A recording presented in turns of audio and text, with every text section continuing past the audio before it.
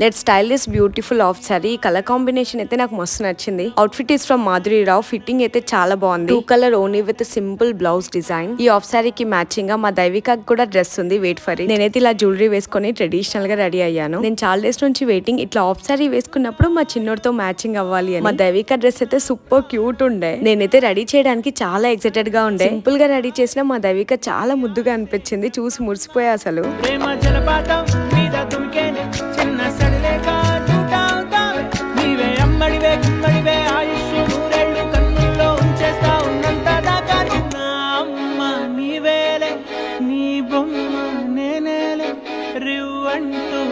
పైకి రాయగిరిపోదా